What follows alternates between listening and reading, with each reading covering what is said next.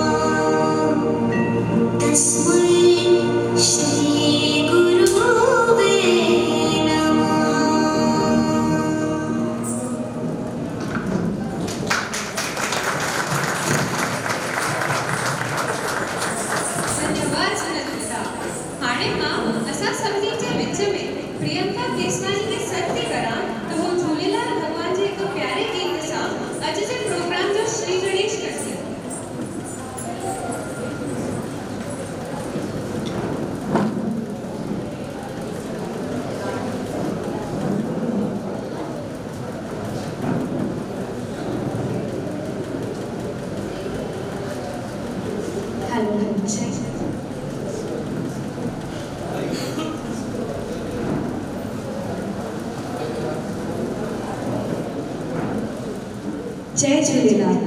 तव्हां सभिनीनि खे चालीहे साहिब जी लख लख वाधायूं। त असां शुरूआत कंदासीं झूलण जे नंढे से गीत सां, आही महिरबान सां।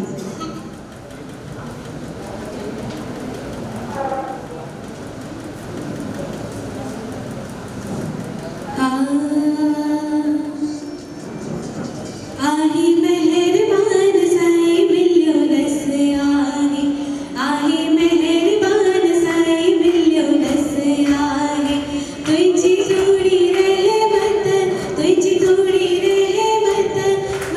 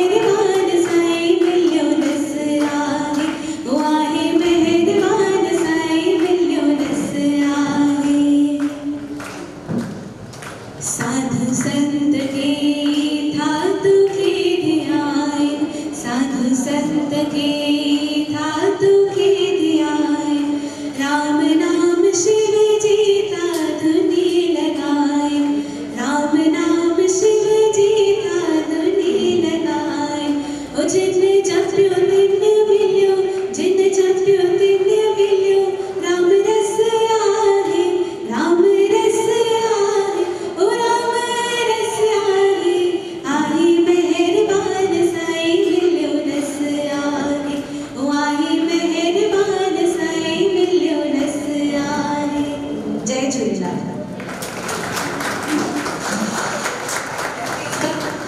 तव्हांजी आवाज़ त जाम ॾाढी मिठी आहे।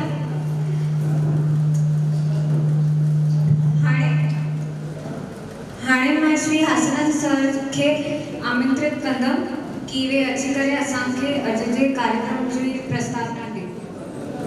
प्यारा भाउर ऐं भेण, जय झूलेलाल। हिकु दफ़ो सभई प्रेम सां हथ मथे खणी करे अचो त साईं झूलेलाल जी जयकार मल्हायूं। आयो लाल चओ सभई। प्यारा भाउर ऐं भेण, गत वर्ष गुज़रियल साल जून महीने जे पहिरें हफ़्ते खां असांजी इहा नई बॉडी मैनेजिंग कमेटी अस्तित्व में आई ऐं उन ॾींहं खां वठी अॼोके ॾींहं ताईं जेके बि असां कारगुज़ारियूं मशगूलियूं एक्टिविटीज़ असां कयूं आहिनि तंहिंखां असां तव्हांखे वाक़ुफ़ु था करणु चाहियूं। सिंधी पंचायत जी जेका मुराद आहे उहा मुराद आहे त असां सिंधी ॿोली ऐं सिंधी संस्कृति क़ाइमु रखूं, सिंधी साहित्य खे अॻिते वधायूं ऐं सिंधी क़ौमियत जी भावना माना असां सभिनी सिंधी जातीअ जे सभिनी फ़र्दनि में एकता अचे, क़ौमी एकता अचे, पंहिंजे जातीअ जे लाइ प्यार जी भावना पैदा थिए त उन जे लाइ असां वक़्त बे वक़्तु के एक्टिविटीज़ के नंढा नंढा प्रोग्राम रचींदा आहियूं, के प्रोग्राम कंदा आहियूं ऐं उन्हनि प्रोग्रामनि जे बहाने असां सभु सिंधी भाउर ऐं भेनर किथे न किथे असां गॾु थींदा आहियूं ऐं जेके भाउर भेनर कॾहिं कॾहिं केतिरनि सालनि खां पाण में न मिलंदा आहिनि, देवलाली ऐं नासिक रोड में रहंदे, नासिक में रहंदे उहे उन्हनि मेलनि में अचण बैदि हिक ॿिए सां हिक ॿिए खे ठीकारींदा आहिनि, हिक ॿिए खे ॾिसी ख़ुशि थींदा आहिनि। उनजो ताज़े में ताज़ो मिसाल आहे त 9 अप्रैल असां सिंधी ॿोली दिवस करे मल्हायोसीं ऐं जंहिंमें घटि में घटि नासिक रोड, उपनगर, उनखां देवलाली, बिटको ऐं उनखां पोइ भगूर, इन्हनि सभिनी हंधा असां सिंधी भाउरनि ऐं भेनरुनि खे गॾु कयोसीं ऐं कल्ह 2.5 खां 3,000 सिंधी भाउर ऐं भेनर ओरिएंट गेस्ट हाउस में जमा थिया ऐं तमामु रंगारंगी प्रोग्राम जंहिं सिंधी कल्चर खे, सिंधी तमंदनि खे ज़िंदो रखियो, हिक ॿिए खे ॾिसी करे असां हिक ॿिए खे वाधायूं ॾिनीसीं त सिंधी ॿोली अञा जीअंदी आहे। त 9 अप्रैल तव्हां सभिनी खे यादि रखिणो आहे त सिंधी ॿोली दिवस असां हर साल मल्हाईंदा आहियूं। जिते बि सिंधी आहिनि, सिंधी पंचायतूं आहिनि, सिंधी भावना खे, सिंधी ॿोलीअ खे, सिंधी साहित्य खे ज़िंदा रखण वास्ते इहो ॾींहुं असां सिंधियुनि जे लाइ तमामु ज़रूरी आहे, अहमियत भरियो। उन खां पोइ असां चेटीचंड जो मेलो मल्हाईंदा आहियूं, साईं झूलेलाल जे अवतरण थियण जो ॾींहुं। उन बहाने बि असां सभु सिंधी भाउर भेनर हर कंहिं हंधि मिलंदा आहियूं ऐं साईं झूलेलाल जी जयकार मल्हाईंदा आहियूं। ऐं जीअं त तव्हांखे ख़बर आहे त अॼु बि वर्तमान काल में चालीहो साहिब, उहो चालीहो साहिब चालू आहे नासिक में, चालीसगांव में, जलगांव में, धुलिया में, देवलालीअ में ऐं हिन पासे कल्याण में, मुलंद में, थाणे में, हर हंधि तव्हां वेंदव त साईं जय झूलेलाल जी जयकार लॻी पई आहे ऐं उनजो मक़सदु इहो ई आहे त असां सिंधी हिकु हंधि गॾु थियूं, असां सिंधियुनि में एकता अचे, असां सिंधी पाण में गॾिजूं, सिंधीअ में ॻाल्हायूं। भले असांजा ॿार किथे बि पढ़ंदा हुजनि त जॾहिं बि असां पाण में गॾिजूं था त उहा सिंधियत जी वाइब्रेशन निकिरंदी आहे, साधुनि जे वसीले, संतनि जे वसीले, भक्तनि जे वसीले, जेके वॾा वॾा विद्वान जेके अचनि था उन जे वसीले इहा सिंधियत जी वाइब्रेशन सॼे हिंदुस्तान में ई न पर ॿियनि देशनि में बि फैलिजी रही आहे। उन खां पोइ सिंधी ॿोलीअ खे क़ाइमु रखण वास्ते हिन वक़्तु असां सिंधी क्लासिस चालू कया आहिनि। मूंखे बेहद ख़ुशी थी थिए हिन साल असां national council for the promotion of Sindhi language, जेको तव्हां हुन पासे ॾिसी रहिया आहियो, national council for promotion of Sindhi language ऐं उन्हनि जा बानीकार डॉक्टर अजीत मनियाल सर असांजे विच में वेठा आहिनि। साईं हिकु मिंट उथी करे हिन भाव असांखे तमामु घणो सहकार ॾिनो आहे, छो जो हिन 2 अप्रैल ते ॾिठो त असांजे सिंधियुनि में तमामु घणो जोश आहे ऐं हिते असां सिंधी ॿोलीअ जी जोत थोरे ई कोशिशि करण सां असां जाॻाए सघूं था। त असांजे हर कंहिं प्रोग्राम में श्री अजीत मनियाल, डॉक्टर अजीत मनियाल PhD कयल आहिनि national council for promotion of Sindhi language सां जुड़ियल आहिनि। असांखे वक़्त बि वक़्त असांखे हिननि जे मशगूलियुनि खां वाक़ुफ़ु कंदा आहिनि। ऐं 10 अप्रैल ते असांजे प्रेसिडेंट श्री रतन कुमार चावला जी सरजोशी जफ़ाकशी ॾिसी करे ऐं हिन नौजवान में सिंधियत खे क़ाइमु रखण वास्ते जोश आहे।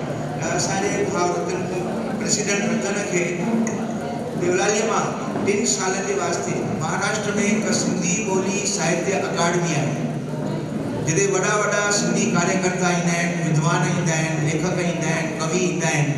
त अहिड़ी सिंधी साहित्य अकादमी में असांजो भाउ रतन कुमार चावला को सिंधी पंचायत जे तरफ़ां देवलाली जे तरफ़ां असांजो रिप्रेज़ेंटेटिव एफसी थी करे उन सभा में मिस्टर गुरमुखदास जरमाणी, श्री गुरमुखदास जरमाणी जेके उन्हनि जा चेयरमैन आहिनि, उन्हनि जो वरी गांव जे देवलाली मां हिकिड़ो माण्हू असांखे खपे। त उन्हनि 3 सालनि जे लाइ असांजे भाउ रतन कुमार खे सिंधी साहित्य अकादमी ते खंयो आहे। इहा असां सभिनी सिंधियुनि जे लाइ फ़ख्र जी ॻाल्हि आहे। ज़ोर सां तालियुनि जो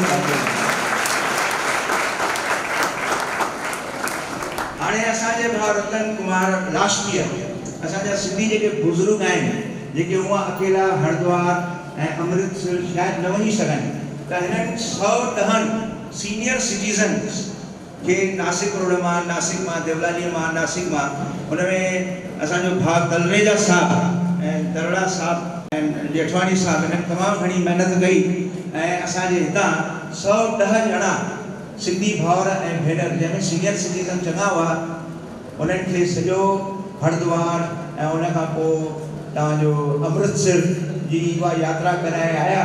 ऐं उहे अॼु असांजा सिंधी सीनियर सिटीज़न असांजे साईं रतन कुमार खे आसीसूं ॾींदा आहिनि। हेॾा सचदेव साहिब खे आसीसूं ॾींदा आहिनि, दरड़ा साहिब खे आसीसूं ॾींदा आहिनि, अर्जुन कटवाल खे, साईं भगवान दास पंजाबी, हिननि सभिनी खे, काछेला साहिब खे, असांजे महाराज स्वामी प्रदीप कुमार खे, घनश्याम शर्मा जन खे तमामु दिलि सां आसीसूं ॾींदा आहिनि। त असांजो प्रेसिडेंट असांखे बराबरि मिलियो आहे। ये बराबरि असांजा तीर्थ यात्राऊं करे बराबरि कंदा। ऐं उन खां पोइ गुज़िरियल शिवरात्रीअ जे मेले ते वरी हिकु दफ़ो भई असां पंचायत जे तरफ़ां सर्कुलर करियोसीं टाकेत, हिते तमामु थोरो पुण्य तीर्थ आहे, त टाकेत में असां 2 बसूं 3 बसूं कराए सिंधी बुज़ुर्गनि खे, जिन जी असां आम सर्कुलर करियोसीं भई हलो तव्हांखे असां टाकेत जो दर्शन कराए अचूं। जटाऊ पखी जिते सीता माता खे बचाइण वास्ते रावण सां लड़ाई कई, टाकेत तमामु पवित्र आस्थान आहे, नासिक में आहे। त उहा बि हिकु असांजी रिमार्केबल अचीवमेंट आहे। असां सिंधी पंचायत जे वसीले इहे कम कंदा आहियूं।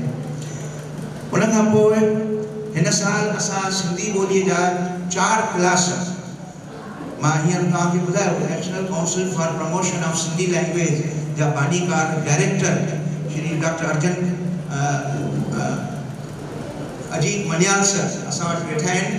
हिननि जे सहकार सां असां हिन साल 4 क्लासनि में 63 ॿार विहारिया आहिनि ऐं उन खां पोइ 4 टीचर मुक़ररु कया आहिनि, जेके छंछरु ऐं आर्तवार ॾींहुं 2-2 कलाक जेके बि इंग्लिश स्कूल में ॿार वञनि था, जिन सिंधी सिखी आहे, उन्हनि खे असां सिंधी सेखारींदासीं।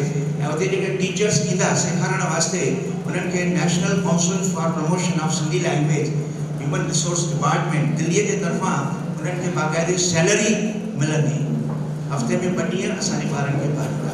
ऐं हिकिड़ी बैच रवानी थी वई आहे, पर इन खां पोइ वरी 2nd बैच हाणे असां पाढ़ींदासीं। हिननि जा इम्तिहान थींदा अक्टूबर ऐं नवंबर में। उहे क्वेश्चन पेपर दिल्लीअ मां ईंदा, सुपरवाइज़र ईंदा, आंसर पेपर उतां ईंदा, उहे वरी उते वेंदा, जांच ॾी ईंदा, उहे सभु उन्हनि खे इनाम सर्टिफिकेट वग़ैरह सभु मिलंदा। वरी ॿी बैच अॻिले साल वास्ते जंहिंखे शौक़ु हुजे त पोइ सिंधी पंचायत जे हाल में नालो लिखाए वञे त भई सर असांजे ॿारनि खे बि तव्हां सिंधी पाढ़ियो, त असांजे ॿारनि खे बि सिंधी संस्कृति, सिंधी कल्चर, झूलेलाल साईं जे बारे में, सिंधी ॾिणनि जे बारे में, सिंधी क़ौमियत छा आहे, त उहा असांजे ॿारनि खे तव्हां घुराए करे सम्झायो। त पंहिंजा नाला तव्हां सिंधी पंचायत जे हाल में हिते असां श्री मनोहर लाल माखीजा सुबुह जो वेठा हूंदा आहिनि, तव्हां उन्हनि खे उते ॾेई था सघो। त अहिड़े नमूने वरी हिकु दफ़ो लड़ज़श में सिंधी क़ौम अची वई आहे। सिंधी क़ौम वरी हिकु दफ़ो लड़ज़श में अची वई आहे। उन खां पोइ सिंधी ॿार जिते जिते स्कूलनि में पढ़नि था, असांजे ॿारनि जी परसेंटेज तमामु घणी सुठी हूंदी आहे सिंधी ॿारनि जी, 90%, 88%, 94%, 93%। पर अॼुकल्ह परसेंटेज ईअं आहे त ॿिया अञा बि मथे वेठा आहिनि। त असांजे ॿारनि जी आइडेंटिटी नथी मिले उन्हनि खे। भले असांजा ॿार घणी महिनत था कनि, 80%, 90%, 91%, 92%, उन खां पोइ बि उते उन्हनि जे स्कूलनि जे स्टेजिस ते ॿिया ॿार था। घणी उन्हनि जो नालो उते रिकॉर्ड में आहे, पर असांजे ॿारनि जी आइडेंटिटी कीअं थिए? त भूत सिंधी पंचायत इन ॾिस में असां हे क़दम खयोंसीं त जेके बि ॿार 75% खां मथे मार्कूं खणनि था 10th में 12th में, ऐं जेके बि degree, graduation, post graduation, MBBS, engineering, जेके बि उन खां CA जा जेके बि डिप्लोमा कोर्सिस आहिनि ऐं जिन में उहे असांजा शागिर्द तमामु सुठे नमूने सुठियूं मार्कूं खणी करे पास था थियनि, त उन्हनि जी असां अहिड़े नमूने पंहिंजो मेलो मचाए करे उन्हनि ॿारनि खे स्टेज ते आणे करे असां उन्हनि जी आइडेंटिटी कई, उन्हनि जी हिमत अफ़ज़ाई कई, उन्हनि जो फेलिसिटेशन कई, भई कंहिंजो पुटु आहे, हीअ कंहिंजी धीउ आहे। मूं असांखे शायदि ख़बर न पए भई हिकु नंढी बालकीअ तव्हांखे कथक जे नमूने श्री गणेश भॻवान जी पूॼा जी 2 मिंटे में, त उहा आइडेंटिटी ज़रूरी आहे असांजे ॿारनि जी, असांजे न्याणियुनि जी, असांजे ॿारनि जी। भई असांजी कहिड़ी न्याणी जेको आहे भाटिया कॉलेज में पहिरियों नंबर आई, नासिक रोड कॉलेज में पहिरियों नंबर आई, HPD कॉलेज में पहिरियों नंबर आई, सुभाष शाह स्कूल में पहिरियों नंबर आई। त उन्हनि जी आइडेंटिटी थियणु खपे, उन्हनि जी क़दुरु शुनासी थियणु खपे, ऐं साण साण उन्हनि जे माइटनि खे बि ख़बर पए भई असांजे ॿार महिनत कई आहे, पर उन्हनि माइटनि जो बि उन में लाइक शेयर आहे, कंट्रीब्यूशन आहे। खाली ॿार महिनत करे थो, मास्टर महिनत करे थो, पर तव्हां माइटनि जी बि उन में जाम घणी कुर्बानी आहे। त तव्हां बि क़दुरु शुनासी लहणी, असां तव्हांजी बि हिते क़दुरु शुनासी कंदा आहियूं भई तव्हां पंहिंजे ॿारनि जी केयर, ॿारनि जी संभाल तमामु सुठे नमूने वरिती आहे, जो तव्हांजा ॿार अहिड़े नमूने चमके आहिनि पंहिंजे पंहिंजे लाइन में, पंहिंजे पंहिंजे कॉलेज में। त अॼु जो प्रोग्राम इन वास्ते आहे। उन खां पोइ असां अहमदाबाद में नासिक रोड देवलाली नासिक मां 20 वीडियोस ॿारनि जूं कढी करे, जंहिंमें किन जो डांस, किन जो राग, किन जी कंपेयरिंग, उते हिकु चटाभेटी थियल आहे ऐं उन्हनि ॿारनि जूं 20 वीडियोस कढाए करे माना सिंधी कल्चर सां संबंधित, रिलेटेड टू सिंधी कल्चर, अहिड़ी 20 audio cassettes, video cassette Ahmedabad में मोकिलियूं आहिनि। उते हिकु संस्था आहे ऐं असांजा 20 वीडियोस मां जेके बि चूंडिजी ईंदा ॿार, उन्हनि जो असां सत्कार कंदासीं ऐं अञा उन्हनि खे अॻिते हू पंहिंजी ज़िंदगीअ में उन लाइन में वधनि, उन्हनि खे असां समाज जे तरफ़ां हिमत ॾींदासीं, पुष्टि ॾींदासीं। त अहमदाबाद में 20 ॿारनि जूं जेके कैसेट्स ॾियल आहिनि, उन्हनि जी रिज़ल्ट अचण वारी आहे। उन खां पोइ जेके बि नीडी स्टूडेंट्स आहिनि, होशियार पर नीडी, ज़रूरतमंद पर आर्थिक माना इकोनॉमिकली थोड़ा बैकवर्ड आहिनि, त भूत सिंधी पंचायत अहिड़नि ॿारनि जी ज़िम्मेवारी खणी आहे। पर भूत सिंधी पंचायत में अवां सभिनी भाउरनि ऐं भेनरुनि जी तरफ़ां, जे असांजा भाउर ऐं भेनर एॾा दिलि दरिया आहिनि, त भूत सिंधी पंचायत में चई वेंदा आहिनि भई हिन पैसे जी ॻाल्हि जे करे कोई होशियार ॿार जी पढ़ाई रुकजणु न खपे। हर साल असांखे जेको आहे उहा हर तरह मदद कंदा आहिनि। असां भूत सिंधी पंचायत जी तरफ़ां तहे दिलि उन्हनि जा शुक्रगुज़ार आहियूं ऐं उन्हनि जे ई सहकार सां हे जेको रथ आहे, जगन्नाथपुरी जो रथ, ग़रीब विद्यार्थियुनि जो रथ जेको आहे हलंदो रहंदो आहे। ऐं असां केतिरनि ई अहिड़नि नीडी ॿारनि खे मदद कई आहे जेके हिन वक़्तु अमेरिका में नौकरी कंदा आहिनि। कंप्यूटर में असां मदद कईसीं पुणे में, असां हिकु छोकिरीअ खे MBBS में हेल्प कईसीं। यस, असांजो अॼु जे chief guest J K Babu Kathariya, vice president of cantonment board आया आहिनि, तालियूं वॼाए करे।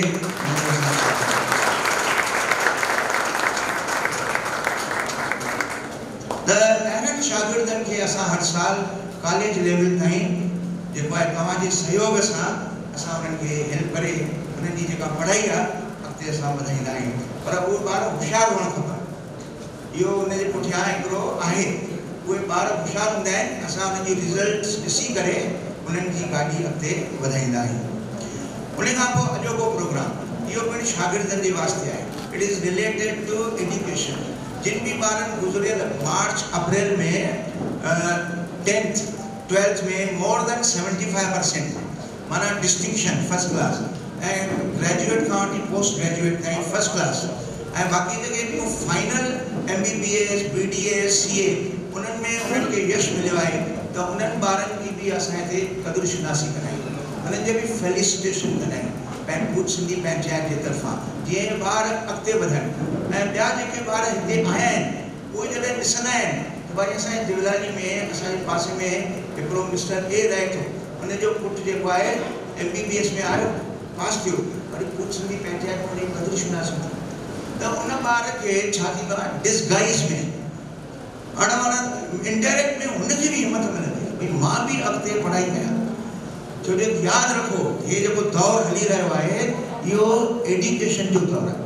हिन दौर में जेके ॿार पढ़ाई घणी कंदा उन्हनि जो अॻिते नालो थींदो, नॉलेज ऐं साण साण विज़डम, ख़ाली नॉलेज न, साण साण विज़डम बि उन्हनि में हुअणु खपे।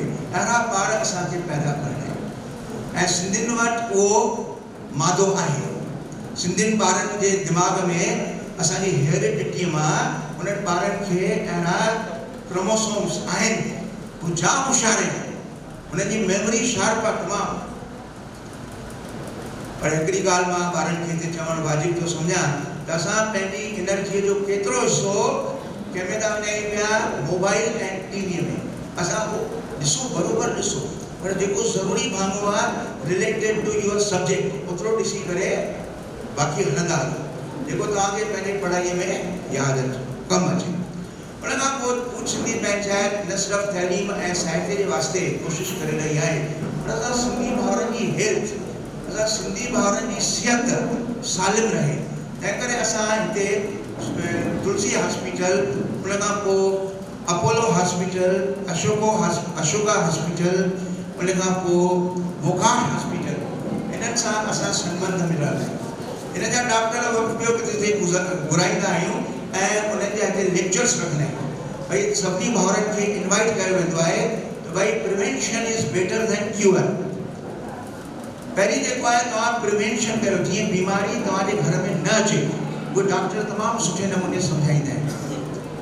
ऐं उन खां पोइ जेकॾहिं कंहिं बि भाउ खे काई बीमारी थींदी आहे त असां उन्हनि खे भूत सिंधी पंचायत जी तरफ़ां लेटर ॾींदा आहियूं ऐं डॉक्टर भूत सिंधी पंचायत जे लेटर खे रिस्पेक्ट ॾींदा आहिनि ऐं उन्हनि जो जेको बि बिल थींदो आहे उन बिल में हू रिआयत कंदा आहिनि। 10%, 15%, 20% असांजो लेटर वेंदो आहे भूत सिंधी पंचायत जे प्रेसिडेंट जी सही सां, त उन्हनि खे बि मिलंदी। विच में असां हिते घोटीअ खां असांजी हिकु छोटी मां, असां उनखे छोटी मां करे सघंदा आहियूं, पर मां सम्झां थो उनजी हिंदी, मां सम्झां थो गुजरात ऐं राजस्थान जे पासे जी, ऐं जॾहिं हिते शुरू थियो पहिरीं प्रोग्राम ऐं हुन योगा जे बारे में जेका असांजे भाउरनि ऐं भेनरुनि खे सम्झाणी ॾिनी, ऐं मां सम्झां थो हिते उन भेण जी आहे छोटी मां, उनखे रेस्पेक्ट जे ख़्याल खां चवंदा आहियूं, पर आहे हिकु वीचारी नॉर्मल छोकिरी, सादी छोकिरी आहे। ऐं उन योगा जे बारे में असांखे एॾी अहमियत सम्झाई आहे जो 150 खां 200 परिवार देवलालीअ जा अॼु ॾींहं ताईं उन क्लासिस में ईंदा आहिनि। हर कंहिं फैमिलीअ मां हिकिड़ो मेंबर 3 दफ़ा 3 सेशन असां करे चुका आहियूं ऐं उहो योगा जो क्लास बि असां सिंधी भाउरनि भेनरुनि माताउनि जी सिहत खे ख़्याल में रखी करे ऑर्गेनाइज़ कंदा आहियूं। त असांजा जेके सिंधी भाउर भेनर आहिनि उहे हर कंहिं लिहाज़ खां, हर कंहिं ॾिस में, हर कंहिं डायरेक्शन में एनर्जेटिक हुजनि। सिहत सालिम त सभु कुझु थी सघंदो, सिहत सालिम हुजे। उन खां पोइ असां महाराष्ट्र सिंधी साहित्य अकादमी जिते असांजे प्रेसिडेंट साहिब खे खयो वियो आहे, असां उन्हनि खे पत्र लिखियो आहे भूत सिंधी पंचायत जे तरफ़ां भई सितंबर ऐं अक्टूबर में केतिरनि ॾींहंनि खां नासिक रोड नासिक में कवि सम्मेलन कोन थियो आहे। अॻे मिस्टर मायाराम कुकरेजा हूंदा हुआ, जाम खटपट करे सिंधी साहित्य अकादमी खे national council for promotion of Sindhi language खे नासिक में आणींदा हुआ। खटपटी माण्हू आहे असांजा दोस्त, तमामु सिंधी ॿोलीअ सां उन्हनि खे प्यार हो त असांखे उन्हनि अश्योरेंस ॾिनो आहे त भई असां कोशिशि करे सेप्टेंबर में तव्हां सां इहो टाइप करे असां कवि सम्मेलन जेके बि महाराष्ट्र में नामियारा कवि आहिनि उन्हनि खे हिते इनवाइट कंदासीं ऐं जेके उसरंदड़ कवि आहिनि उन्हनि खे बि असां हिते इनवाइट करे अने नमूने इहो छा आहे सिंधी ॿोलीअ खे एलिवेट करण जो सिंधी ॿोलीअ खे उन्नत करण जो सिंधी ॿोलीअ खे उत्थान करण जो इहो हिकिड़ो तरीक़ो आहे त जॾहिं बि असां तव्हांखे हिन कार्यक्रमनि में घुरायूं त महिरबानी करे अचो घटि में घटि सिंधी ॿोली सिंधी साहित्य सिंधी तमंदन यानी कल्चर तमंदन माना सभ्यता थींदी आहे सिविलाइजेशन ऐं कल्चर माना तमंदन जंहिंमें नृत्य गाना इहे वग़ैरह अची वेंदा आहिनि त उहो जीअरो रहे जंहिं ॿोलीअ जो कल्चर जीअरो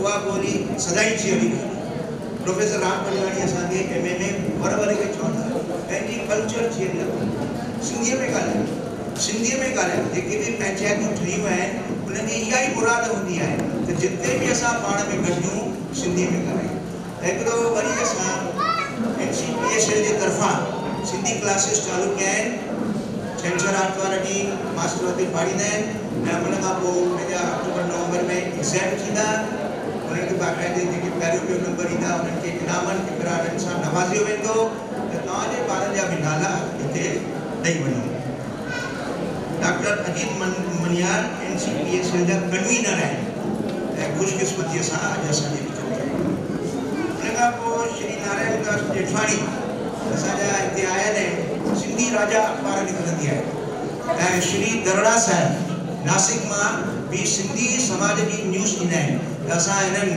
संपादकनि जो असां तव्हां भूत सिंधी पंचायत जे तरफ़ां हार्दिक स्वागत था कयूं हिन खां पोइ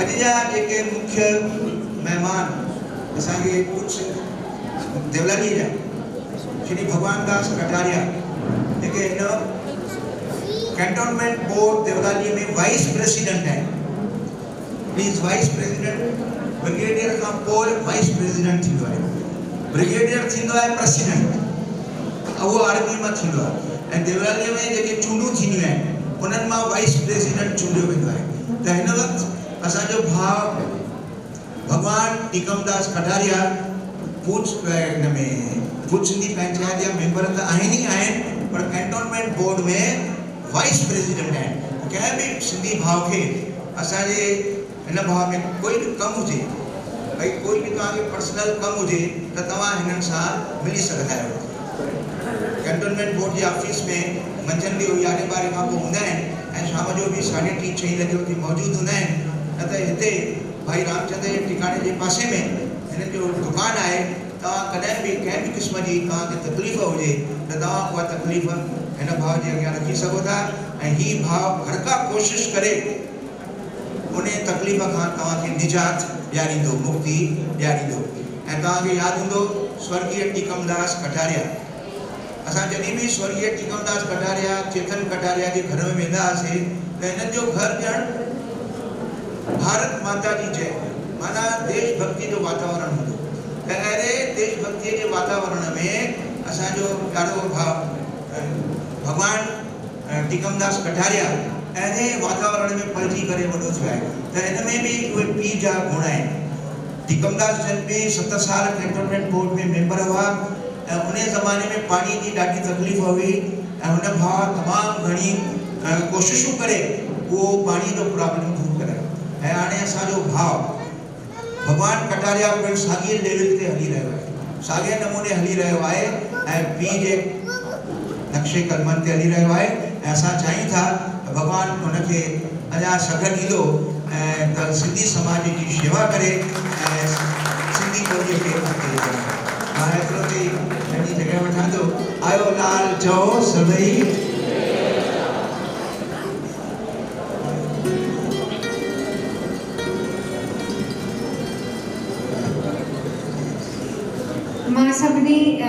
मां सिंधी पंचायत जे मेंबरनि खां विनती थी कयां कि तव्हां भगवान दास कटारिया सर जी जो सत्कार करे आयो सभी आयल मेहमान जो विनंती थी करणा कि तव्हां सभु श्री भगवानदास कटारिया जी जो सत्कार करण लाइ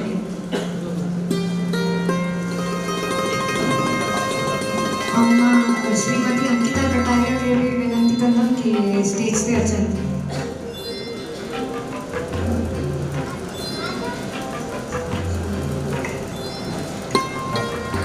अभी ये सेक्शन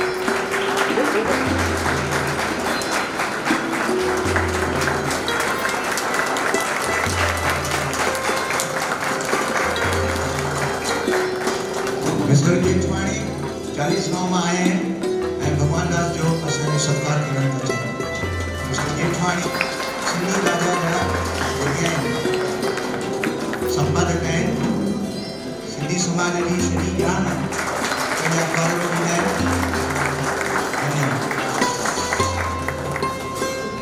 मां श्री भगवानदास कटारिया जी खे विनंती कंदमि कि वे अची करे साम्हूं अची करे असांखे कार्यक्रम जे बारे में ॿुधाइनि।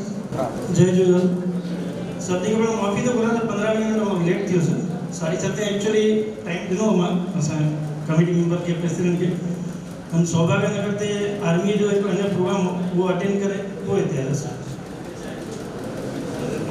अॼु ॿारनि जो सत्कार जेको उहो सिंधी पंचायत हर साल कंदी आहे। माना मां लॻभॻि 2003 खां वठी सिंधी पंचायत सां जुड़ियल आहियां, कमेटी में मेंबर आहियां, सेक्रेटरी भी हूँ। मतलब असां हर साल ॿारनि जो सत्कार कंदा आहियूं। पोइ कॾहिं 70% प्लस कंदा आहियूं परसेंटेज या कॾहिं 75 कंदा आहियूं। पर हिन जो मतिलबु ईअं न आहे कि जेके 50% या 60% ॿार कनि था उनजो सत्कार न, उन्हनि जो बि सत्कार ई आहे पंचायत जे तरफ़ सां ऐं सिंधी समाज जे तरफ़ सां। पोइ इन करे कंदा आहियूं कि जेके 50-60% ॿार जेके खणनि था उन्हनि खे बि हिकु उत्साह हुजे कि असांजो बि नालो अचे ऐं असां बि हिते प्राइज़ वठी सघूं। इन करे रखंदा आहियूं कि जीअं उहो बि अञा वधीक पढ़ाई कनि ऐं जीअं पढ़ाई में पास थी करे ओतिरा परसेंटेज खणी अचनि। इन करे कंदा आहियूं। ऐं उन सां गॾु अॼु मुंहिंजो जेको सत्कार कयो उहो सिंधी पंचायत, उहो मुंहिंजो सत्कार न आहे, तव्हां सभिनि जो सत्कार आहे, सिंधी समाज जो सत्कार आहे। तव्हांजे करे मां हुन पोस्ट ते पहुतुमि। अगरि तव्हां वोट न कयो, तव्हां मुंहिंजो कमु न कयो, मुंहिंजो ॾींहुं राति हिकु करे मुंहिंजो इलेक्शन में कमु कयो, त मां त सम्झां कि मां हिन पोस्ट ताईं पहुची सघां। मां सभिनि जो शुक्रगुज़ार आहियां, पंचायत जो बि शुक्रगुज़ार आहियां, सिंधी समाज जो शुक्रगुज़ार आहियां कि असांखे हीअ जेका पोस्ट मिली, इहा लास्ट 22 सालनि खां असांजो हिकु प्रतिनिधि मेंबर थी करे असां कैंटोनमेंट में न हो। लास्ट बसंत गुरनानी 96 में हो। उन खां पोइ 2008 में रिजोल्यूशन वार्ड हो, जेको माने 3 नंबर वार्ड में जिते हाणे मां खटी आहियां, उहो रिजोल्यूशन वार्ड हो। पोइ 2008 में मुंहिंजी मिसिस माना इतिहास में पहिरियों दफ़ो देवली में कैंटोनमेंट में सिंधी लेडीज़ कॾहिं बीठी 2008 में अंकिता कटारिया बीठी। असां लकीली 2 नंबर ते आयासीं। 2 नंबर ते थोरो घटि फ़र्क़ु ते असां चुनी न आयासीं। उन खां पोइ 2015 में हाणे मुंहिंजी इलेक्शन थी, हाणे मां खटी आहियां। एक्चुअली जाम माण्हुनि खे हिते हीअ ख़बर न आहे कि वाइस प्रेसिडेंट कैंटोनमेंट जो थींदो न आहे, माने छा थींदो इहो। असां जेका नासिक म्यूनिसिपल कॉर्पोरेशन आहे, उतां जो जेको मेयर हूंदो आहे, महापौर, उहो पोस्ट एक्चुअली असांखे माना जेका मां पोस्ट आहे उहो महापौर जी पोस्ट आहे। एतिरो फ़र्क़ु आहे कि हुते कमिश्नर आहे ऐं असां वटि कमिश्नर माना ब्रिगेड हूंदो आहे। डिसीजन मेकर जेको कमिश्नर हूंदो आहे नासिक जो म्यूनिसिपल आयुक्त जंहिंखे चवंदा आहियूं मराठी में, उहो डिसीजन खणंदो आहे। असां वटि हिते ब्रिगेडर डिसीजन खणंदो आहे ऐं लोकल पब्लिक मां जेके इलेक्टेड मेंबर्स आहिनि 8 मां, उन्हनि मां कोई बि हिकु वाइस प्रेसिडेंट थींदो आहे। माना महापौर जी पोस्ट आई आहे। इन करे कुझु सिंधी पंचायत वीचार कयो भई हेॾे पोस्ट ते पाण जो पंहिंजो माण्हू वही संघ इन करे सत्कार रखियो ऐं थैंक यू, शुक्रगुज़ार आहियां। ऐं असांजो कैंटोनमेंट में एक्चुअली एक्ट जेको आहे न 1924 खां 1924 जो एक्ट लागू हूंदो आहे। कॉर्पोरेशन में जंहिं तरीक़े सां हाणे चङा कम थींदा आहिनि, चङो कुझु हूंदो आहे। हिकु नगर सेवक खे हर हिकु साल में 25 लख रुपया सिर्फ़ु पंहिंजे वार्ड में ख़र्च करण जो अधिकार हूंदो आहे। असां उहो सिस्टम न आहे। इन करे मां 50 ॾींहं पहिरियों कोई आई लेडीज़ मूं वटि, उहो हुतां जो एग्ज़ाम्पल ॾेई करे असांजे कम लाइ कुझु चए पई, त मां इन करे हुनखे चयो कि असांजे कॉर्पोरेशन में फ़र्क़ु आहे। असां वटि लिमिटेड फंड आहिनि ऐं लिमिटेड सभु कमु करण जो हिकिड़ो दाइरो हूंदो आहे ऐं हुन में बि असांजा हिते महाराष्ट्रियन लोकल आहिनि मेंबर्स आहिनि, उनखे विश्वास में खणी करे जीअं असांजा जाम सीनियर मेंबर आहिनि मोजा, इहे 1985 खां चूंडी ईंदा आहिनि। हिकु दिनकर आड़ा 92 का चूंडी ईंदो, सचिन दाकरिया 2008 का चूंडी ईंदो, त उहो सभिनि खे विश्वास में खणी करे कमु करणो पवंदो। पर हिन हूंदे बि हिन 4.5 साल में मां पंहिंजे वार्ड में काफ़ी कम कया, काफ़ी माना जाम कम कया। हुन मेन कम जेको असां अंडरग्राउंड सीवरेज जो हले थो, वो सीवरेज जो हाणे लॻभॻि कम पूरो थियण आयो आहे। असां 60 करोड़ रुपया सेंट्रल गवर्नमेंट में पास थी आया हुआ, वो लगभग हाणे 80% कम पूरो थियो। सिर्फ STP आहे, सीवरेज ट्रीटमेंट प्लांट, जिते ये अंडरग्राउंड सीवरेज जी लाइन सॼी वेंदी ऐं उतां उहो सॼो खत तयार थी करे लास्ट में असां उहो उनखे बाज़ार में या किथे आर्मी में असां ॾींदासीं। इहो सॼो प्रोसेस अञा असांखे 6 महीना खनि लॻंदा। ॾियारीअ ताईं लॻभॻि असां STP चालू थी वेंदो। लास्ट जो कमु आहे जेको इहो ट्रेन जी पाण लाइन विझूं था, वो ट्रेन की लाइन जो लाम रोड ते असां लास्ट रखियो, छो त उहो सभिनि खां वॾी लाइन वो जॉइंट थी करे संसरी गली ॿिए में असांखे उते जॉइंट करणी। इन करे मां सभिनी सिंधियुनि भाउरनि खे प्लस दिलि जे मां माफ़ी थो करां कि रस्तनि जी हालत जाम ख़राबु आहे। पर असां 2016 में जॾहिं कमु चालू कयो, असां पेपर में नोटिस ॾिनो कि 3 साल हिन रस्तनि जी हालत जाम ख़राबु थींदी, छो त हीअ लाइन किथे किथे 16 फुट ज़मीन हेठि वेंदी आहे, किथे 20 फुट हेठि वेंदी आहे, किथे 8 फुट हेठि वेंदी आहे। हींअर ॾियारी खां पोइ जिते बि रोड ख़राबु थियनि उहो असां ठाहींदासीं। ऐं प्लस असांजो वॾो कमु जेको बाक़ी आहे जॉगिंग ट्रैक जो कमु थो हले, जिते असांजो अनरोड जो स्कूल हो कैंटोनमेंट जो, उनखे असां डिमोलिश करे उते जॉगिंग ट्रैक था ठाहियूं। उहो 80 लख जो कमु चालू आहे, उहो ॾियारी खां पोइ असां उनजी ओपनिंग कंदासीं। हिन विच में असांखे असांजा दानशूर व्यक्ति आहिनि मासूम शरफ, हुननि जे पुठियां मां पई करे मां हिकु डायलिसिस यूनिट कैंटोनमेंट हॉस्पिटल में असां चालू था कयूं। तो डायलिसिस में असांखे ॿाहिरि वञिणो पवंदो, नासिक वञिणो पवंदो, कंहिंखे प्रॉब्लम हूंदो त मां चङा दफ़ा उनखे रिक्वेस्ट करे ऐं उन्हनि खे क़बूल कयो। उन्हनि डायलिसिस जो बिल्डिंग जो कमु कैंटोनमेंट हॉस्पिटल में लॻभॻि पूरो थियण ते आहे। हाणे 16 तारीख़ वासुशाह हिते अचणा आहिनि। डायलिसिस जी 3 मशीन जी यूनिट, उनजा पैसनि जो चेक 25 लख जो चेक असांखे पहिरियों एक्चुअली ॾेई चुका हुआ। टोटल 2.25 करोड़ रुपया असांखे उन्हनि ॾिना आहिनि। उनमें डायलिसिस मशीन, डायलिसिस बिल्डिंग जो ख़र्च ऐं हिकु शमशान घाट, उहो बि जेको असांखे संसरी गांव में वेंदा आहियूं त विच में संसरी गांव वारा बि असांखे मना था कनि, छो त हुननि जो ख़ुदि ई हुनखे उते पूरो न पवंदो ऐं त असांजो रोड बि उते वेंदो। त इन करे असां जिते असांजो टंचिंग ग्राउंड आहे वार्ड नंबर 5 में स्टेशन वारी आहे, उते बि असांजो कमु चालू आहे शमशान घाट जो, उहो बि लॻभॻि पूरो थियण ते आहे। ॾियारी में उहो बि असां पूरो करे उहो असां फंड्स न हुजण जे करे असांखे वासुशाह कैंटोनमेंट में जाम माना केतिरी मदद कंदा आहिनि, जो कॾहिं बि कंहिं अखर खे न चवंदा आहिनि। हाणे रिसेंटली मां उन्हनि खे वरी हिकु हुननि जे मथां बोझो रखियो आहे कि असां बाज़ार एरिया जेके सिविल एरिया आहे बाज़ार, उन्हनि फुटपाथ जो उन्हनि खे प्रपोजल लिखियो आहे। 85 लैक्स रुपया उनजो असां बजट कढायो आहे। उहो बि असां हाणे जल्दी उन्हनि खे उन्हनि चयो आहे हाणे 16-17 तारीख़ ईंदा, उनखे सॼो असां ड्राइंग जो कढी रखी आहे कैंटोन में, उहो करे फुटपाथ जो कमु बि असां चालू कंदासीं। ऐं मेन जेका असांखे मेन 24/7 पाणी ॾियणो आहे देवलाली में, उनजो प्रपोजल असां सेंट्रल गवर्नमेंट में हाणे मोकिलियो आहे। 62 करोड़ रुपया उनजो बजट आहे। 2022 ताईं असांजी कोशिशि आहे कि 2022 ताईं देवलाली खे 24/7 असां पाणी ॾींदासीं पीअण जो। जीअं हाणे असां इंडिविजुअल फ्लैट और ऑर्डर जेके आहिनि 2006 खां पोइ असां उनजी कनेक्शन बंदि कई आहिनि, छो त पाणी असां वटि ओतिरो न आहे कि असां सभिनी खे ॾेई चुकियूं। त इन करे उहो बि असां जल्दी 2022 ताईं जीअं थी वञे ठेठ माना डैम तां डायरेक्ट पाण वटि जेके हिते स्टोरेज जी आहे टांकी आहे, उन में असां रखंदासीं। 2022 ताईं उहो बि असांजो पूरो थियण जो पूरो अंदाज़ो आहे, छो त असां कोई प्रपोजल सेंट्रल गवर्नमेंट खां सीवरेज खां पोइ न करायो आहे, हे हाणे घुराईंदा।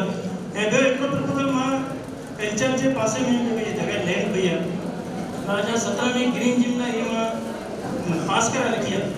पर एज अ वाइस प्रेसिडेंट करे मुंहिंजे वार्ड में कुझु हुअणु खपे, उहो हाणे मां 2 महीने में इहो हिते चङी तरह ठाराए करे ग्रीन जिम जो हिते अक्टूबर में या नवंबर में हिते चालू कंदुसि। ईअं तव्हांजे आशीर्वाद सां चङा ई कम आहिनि जेके मां ॿुधाए न सघंदो आहियां, छो मां कम बि हिस्ट्री में लिखी आहियां, पर जाम कम कया आहिनि। तव्हांजे आशीर्वाद सां अञा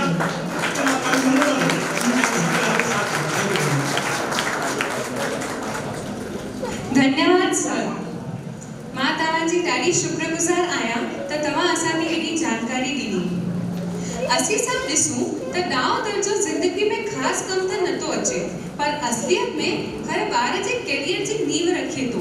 हिन मुक़ाम ते अचण लाइ जीअं नर्सरी ऐं केजी अहम पार्ट अदा कंदा आहिनि, ईअं ई ज़िंदगी जे कैरियर जी इमारत में ॾाओ दर्जो फाउंडेशन स्टोन जो कमु कंदो आहे।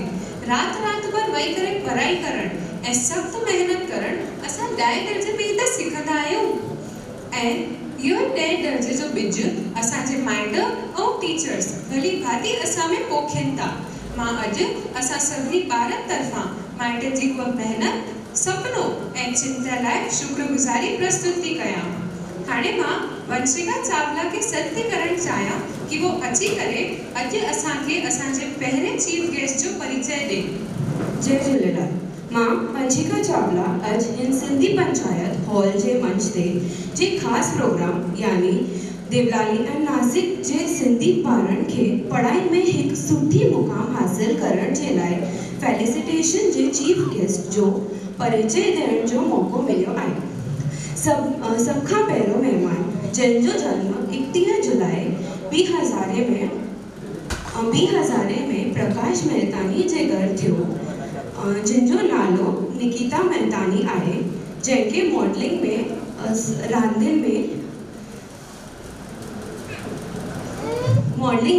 रांदियुनि में ख़ासी इंट्रस्ट आहे। उम्र में हेतिरी नंढी हूंदे बि हिन पंहिंजे मुकुट में घणा ई पंध लॻाया आहिनि, जंहिंखे मां तव्हां सां शेयर थी कयां। YJ miss face of Nashik, miss best skin, Nashik vision 2017, miss best attitude, miss Nashik first runner up, riverside show miss best skin, miss CCM 2017, fashion show mom and me, rising star miss model of the year, miss best hair, miss CCM 2018, Nashik vision 2018 finalist, calendar shoot 2019, worked as a makeup and hair model for New Form Salon, national level player in fencing, jump rope and skating, finalist of India's Miss TGPC season 7. Yes, she is the contestant in India's Miss TGPC season 7 2019 and 20, Miss Nikita Prakash Mehtani, जंहिंखे मां मंच ते आमंत्रित थी कयां। सिंधी पंचायत के president, wise president ऐं बाक़ी मेंबरनि खां रिक्वेस्ट थी कयां कि तव्हां सभई बीहे करे उन्हनि जो सत्कार कयो।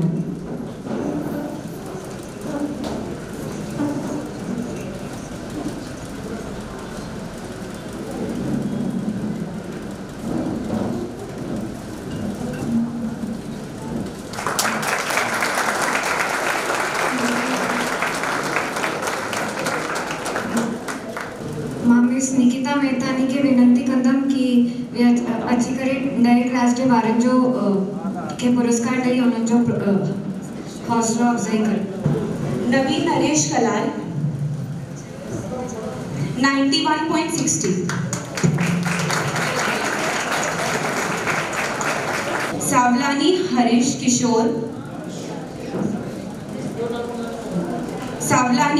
किशोर 89.69,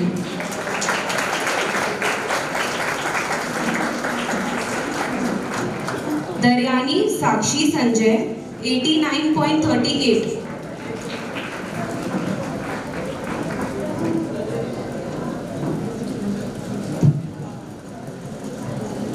कनक नरेश दौलतानी 96.83,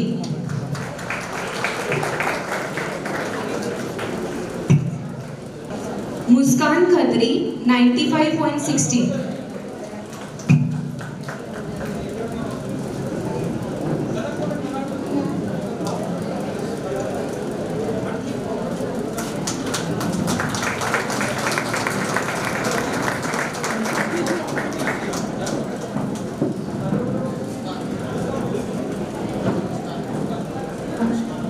मुस्कान खत्री 95.60,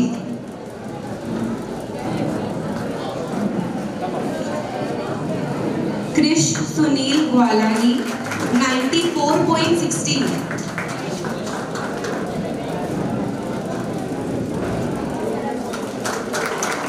ऊर्जा सुनील अमेसर 93.60,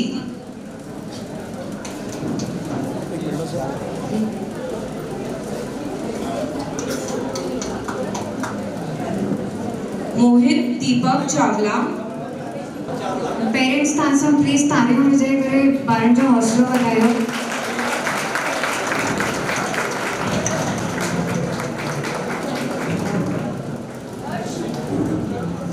जंहिं ॿार जो नालो अचे थो न उहो हथ मथे करे ख़बर पए त आर्यव अचे थो न त डिस्टर्बेंस थी.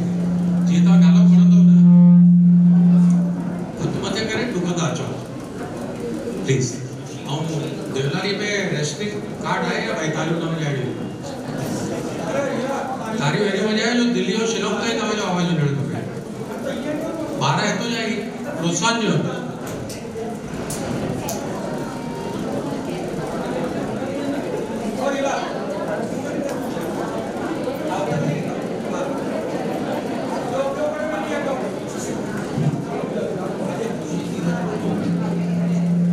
खुशी धीरज मनवानी 92.33.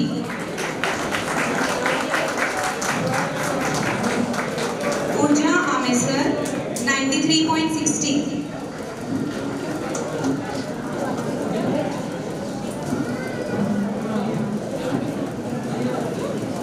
प्रांजल महेश तलरेजा 92.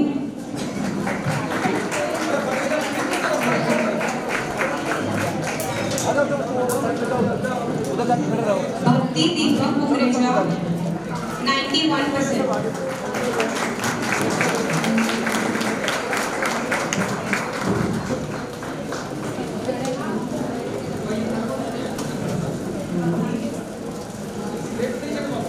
भक्ति दीपक कुकरेजा 91%.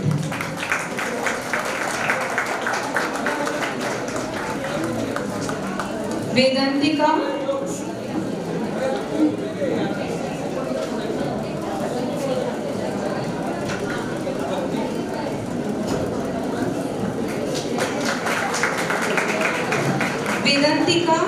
सिरवानी.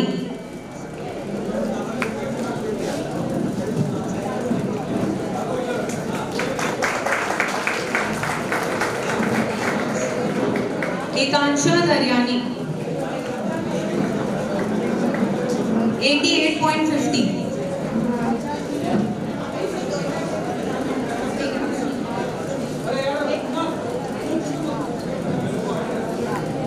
दरियानी दीपक 88%.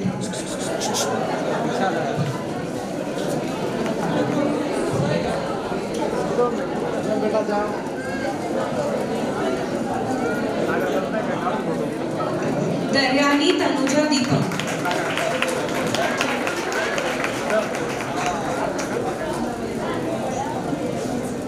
रोशनी केवलानी 87%.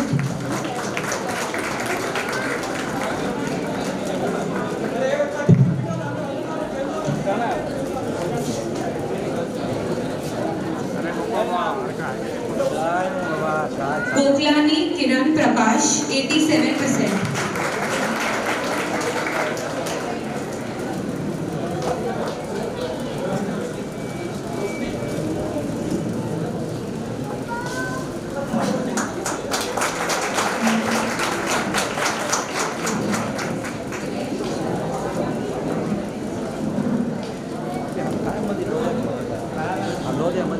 निवेद खुशाल नासी 86.83%.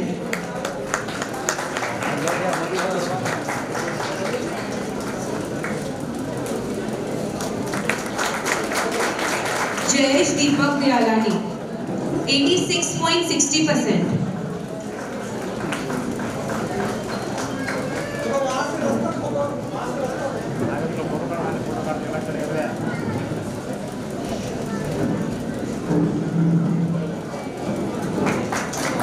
अंश भरत तोलानी 86.40%.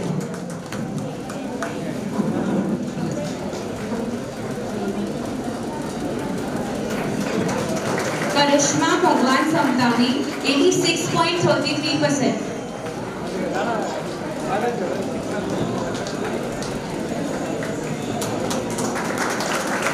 कटारिया नितेश घनश्याम 86%.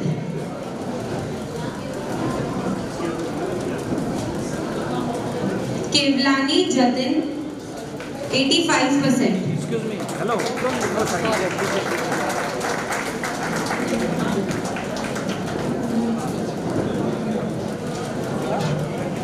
मिरानी दीप्ति जयेश 85%.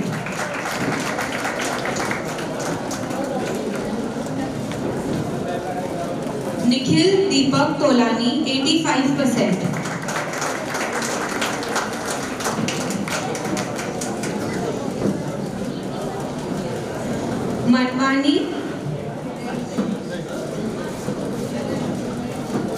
मनवानी हंदेश अशोक कुमार 84.80%. नीतीश सुनील मनवानी 84.50%.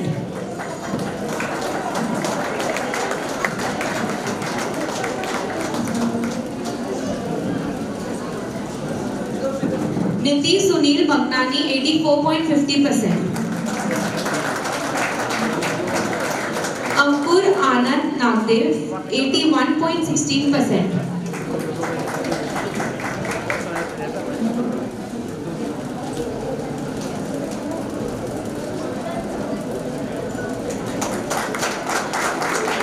बिजलानी दर्श कमलेश 79.40%.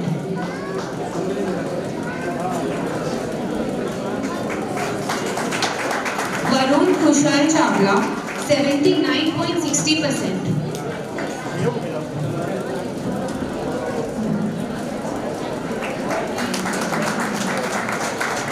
निधि राजू नागदेव 78.50%.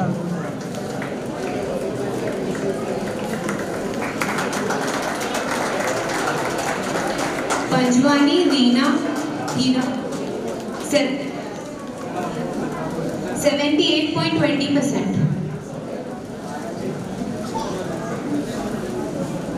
याशिका जयप्रकाश चावला 76.80%.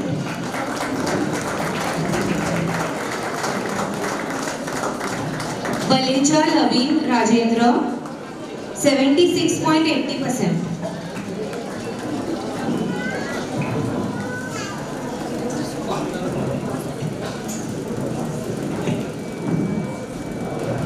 गोकलानी किरण प्रकाश 87%.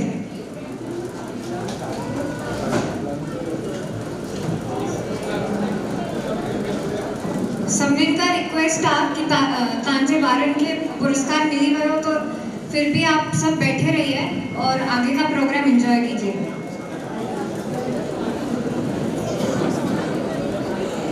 सभी बच्चों के लिए एक बार एक जोरदार तालियां.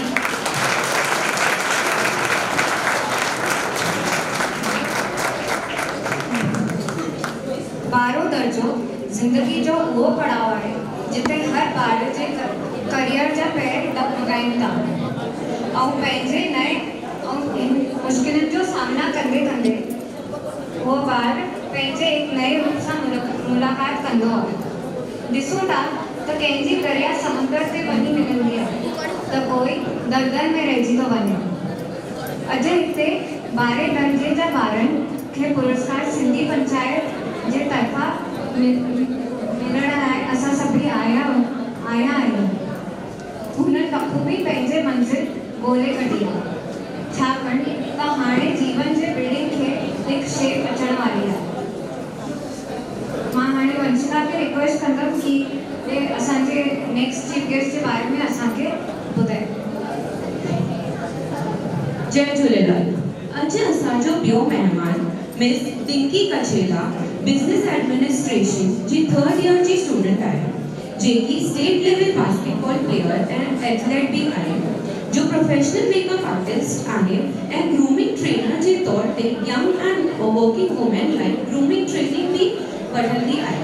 ही एक्सपीरियंस मॉडल यूनाइटेड नेशंस में फोटोग्राफर एंड डेलीगेट आहे. हीअ मिस नासिक में फर्स्ट रनर अप रही चुकी आहे. हीअ मिस नासिक में तारा भावरो ऐं भेनर तव्हांखे निमाणी वेनती आहे त असांखे शांतीअ जो दान ॾियो. हाणे हिते सेकंड चीफ गेस्ट जेका हींअर ॿारनि मंच शागिर्दनि मंच हिन में घुराईंदी उनजो परिचय ॾिनो थो वञे पियो त प्लीज़ उन वक़्तु जेको आहे शांती रखो ऐं ॾिसो भई जंहिंखे असां चीफ गेस्ट कयो आहे अॼु असां नौजवान अॼु आहे 12 अगस्त इंटरनेशनल यूथ डे अॼु असां बाक़ाइदे टीम सिलेक्ट कयो आहे इंटरनेशनल यूथ डे ऐं उनजो जेको परिचय ॾिनो थो वञे ध्यान सां ॿुधो यस हिया मिस नासिक में फर्स्ट रनर अप रही चुकी है एंड 2019 मिस टीजीपीसी सीजन 7 जी फाइनलिस्ट भी आई पूज्य सिंधी पंचायत में मां हिन डिंकी कछेला के आमंत्रित थी कया जे अची करे हुन जो फेलिसिटेशन थींदो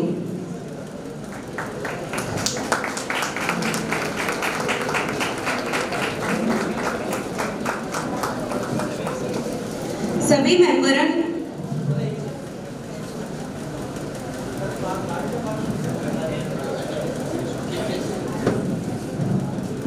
मां सभी सिंधी पंचायत जे मेंबरन के सत्कार जे लाइ बीहण जे लाइ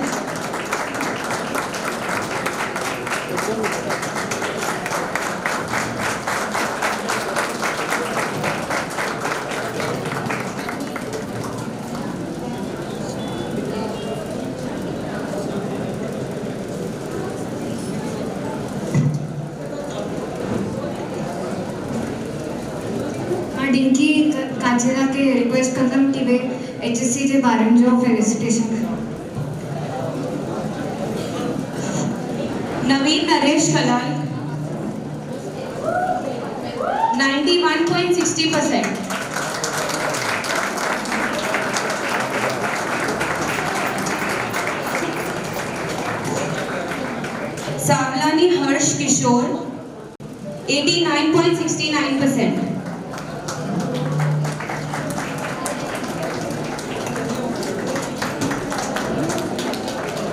दरियानी साक्षी संजय 89.38%। तोखे ठहणो छा आहे सीए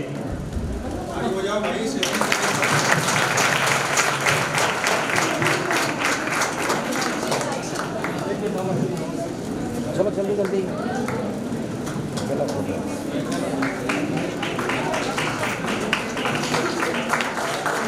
बदलानी अक्षा हरेश 89.23%। मां सभी 12th जे ॿारनि खे रिक्वेस्ट थी करा तो वो अॻियां अची करे तैयार रहनि लाओ जाएगा सुभाषी चंद्र दिरवानी 88.46%। चलो वो साइड बालानी साहिल संजय 88.50%।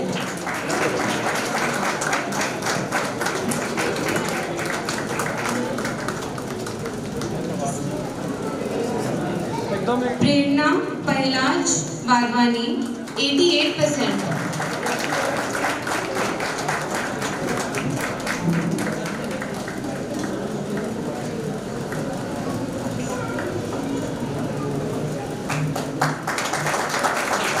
हिमांशी केशव केवलानी 87.20%।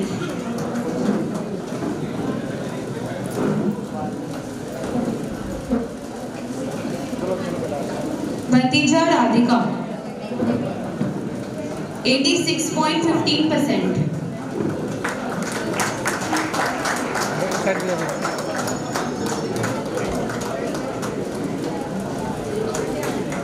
छाबरिया झरना सुरेश 85.23%।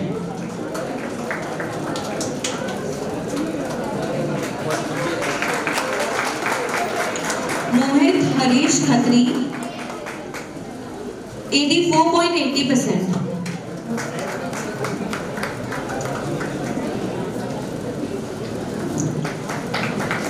रामचंद्रानी साहिल नरेश कुमार 80%।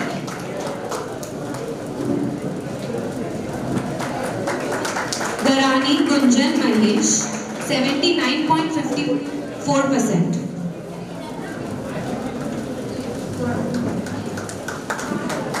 हीरल हरीश रामचंदानी 77.38%।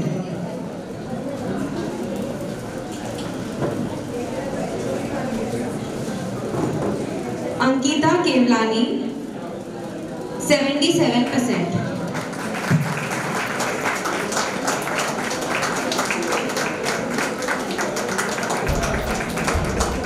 दीक्षा अशोक नागदेव 76.80%।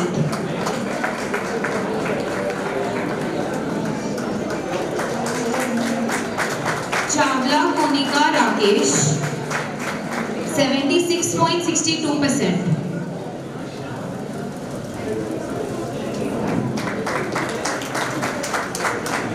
आहूजा रिंकू 74.15%।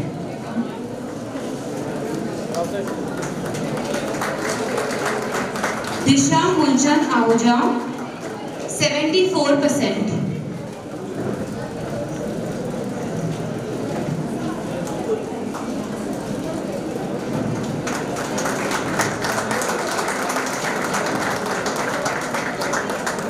सभिनी ॿारनि खे लख लख वाधायूं।